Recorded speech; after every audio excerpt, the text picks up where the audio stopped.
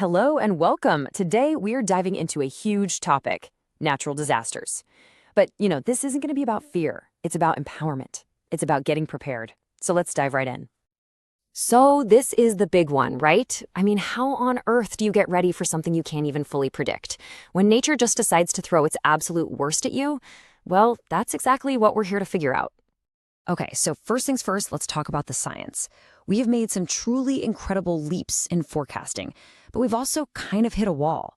And that's created this paradox between what our amazing technology can do and what's still, well, a total mystery.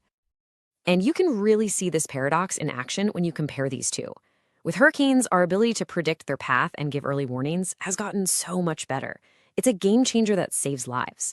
But earthquakes, totally different beast. They start miles below the surface, so we can identify risky areas, but we get pretty much zero warning before one hits. I mean, the tools meteorologists have at their disposal today are just mind-blowing. We're talking satellites and radar that can watch a storm form in real time.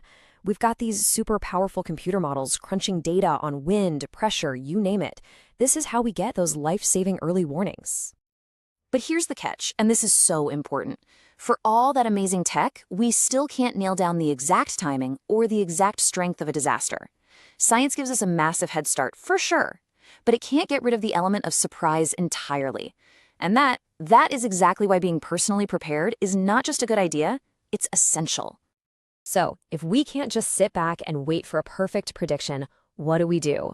We take control. We build our own defense.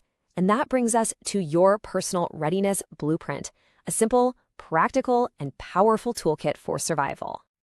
And here it is. This is the heart of it all. Just 4 steps. They're your foundation. You're going to build a kit, store water and food, protect your important documents, and, maybe the most overlooked one, create a communication plan. Let's break them down. All right, if there is one number I want you to remember from all of this, it's this one, 4. You need 4 liters of water for each person for every single day for at least 3 days. And trust me, this isn't a suggestion, it's pretty much rule number 1 for survival. Okay, so that kit, think of it as your lifeline. You absolutely need things like flashlights with extra batteries, a good first aid kit, and food that won't go bad. And your critical documents, passports, birth certificates, all that stuff, get them in a waterproof bag. Now the communication plan. You need an out-of-state contact person. Why? Because it's a weird quirk of disasters that local phone lines can get completely jammed, but long-distance calls can often get through. All right, now we're going to pivot to something you might not expect. We've talked about the physical stuff, the tangible tools, but what about the mental tools?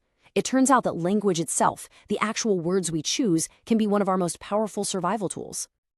Think of it like this. Your kit has what you need, the water, the food, the flashlight. But language gives you the how. It's like the software that runs on your brain, helping you analyze a situation, compare your options, and make the smartest choice possible when it really counts. Now, I know what you're thinking. A grammar lesson? Seriously? But stick with me, because this is a straight-up survival skill. Comparative words, more, less, safer, faster, they're how our brains actually do risk assessment. It's the language of making a tough call under pressure. And here's a perfect example. Just reading that sentence, you're doing a risk assessment. A hurricane is more predictable.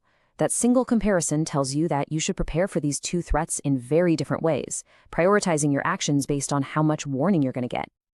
So, if comparatives help you choose between option A and option B, superlatives take it to the next level. We're talking words like strongest, safest, quickest.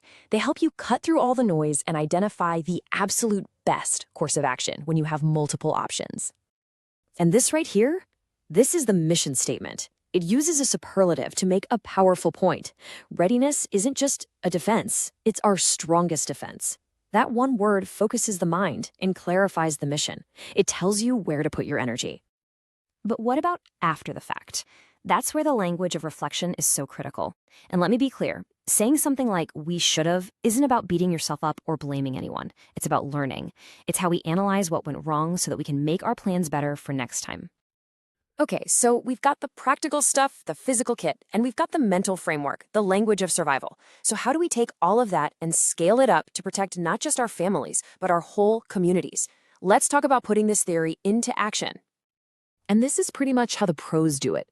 They run exercises where teams have to act like they're in charge of a city's emergency plan. And guess what they use? Risk assessment, comparing options, reflecting on what could go wrong, all the same skills we've been talking about, just on a much bigger scale. And to turn those great plans into official policy, they have to be communicated clearly. That's where something like a formal report comes in. Now I know, it might look like boring paperwork, but it's not. It's a tool for change. A clear structure like this ensures the advice is understood, taken seriously, and actually acted on. So, we have covered a ton of ground, haven't we?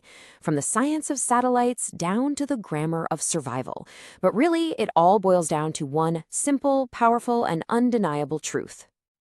That's it. That's the bottom line. It's the whole reason we're talking about this. Building that kit, making that plan, using language to think clearly. These aren't just things to put on a to-do list. They are the actions that literally save lives when things go wrong. So, I'm going to leave you with a question. And I want you to really think about it. Based on everything we've just talked about, what is the one thing, the single most important step that you can do today to be better prepared? Not tomorrow, not next week, today. Figure out what it is and then go do it.